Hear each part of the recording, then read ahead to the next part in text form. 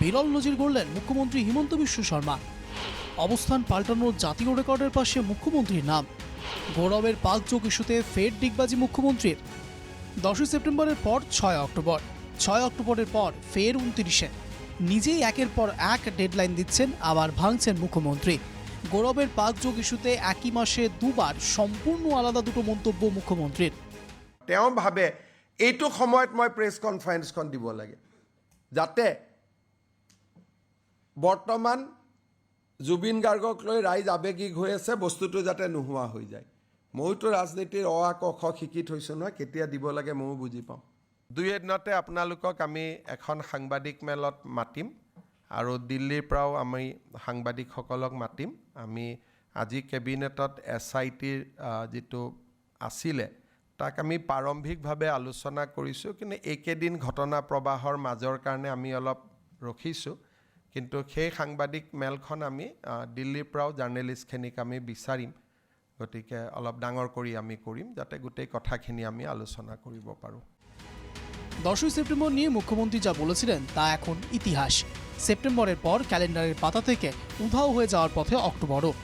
এমনই এক সন্ধিক্ষণে আবার মুখ খুললেন মুখ্যমন্ত্রী। গৌরবের পাকযোগ ইস্যু নিয়ে বুধবার কি বলেছিলেন মুখ্যমন্ত্রী, প্রথমে শুনে নেওয়া যাক। মোক বুঝাব নালাগে, তেওঁ ফূৰ্তি কৰিব নালাগে।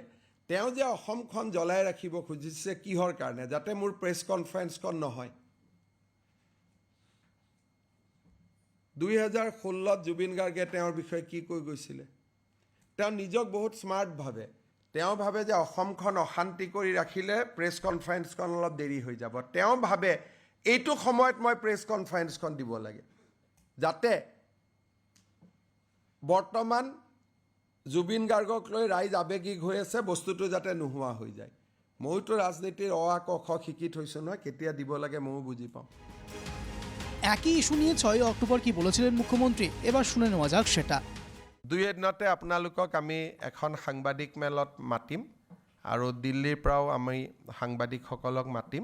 আমি আজি কেবিনেটত SITৰ যিটো আছিলে তাক আমি প্ৰাৰম্ভিকভাৱে আলোচনা কৰিছোঁ, কিন্তু এইকেইদিন ঘটনা প্ৰবাহৰ মাজৰ কাৰণে আমি অলপ ৰখিছোঁ। কিন্তু সেই সাংবাদিক মেলখন আমি দিল্লীৰ পৰাও জাৰ্নেলিষ্টখিনিক আমি বিচাৰিম, গতিকে অলপ ডাঙৰ কৰি আমি কৰিম, যাতে গোটেই কথাখিনি আমি আলোচনা কৰিব পাৰোঁ।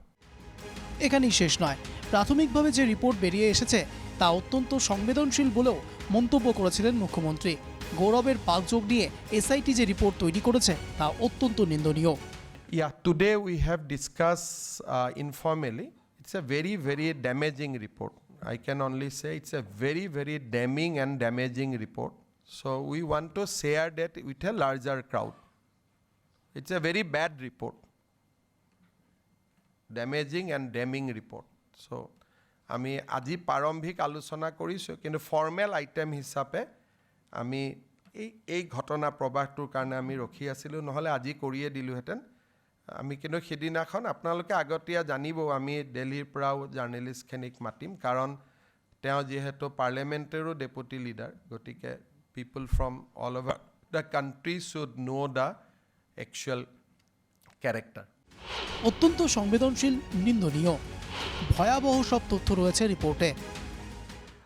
Government will make the gist of the report published, not the entire report, because there is many secret things are the statement of many people are involved.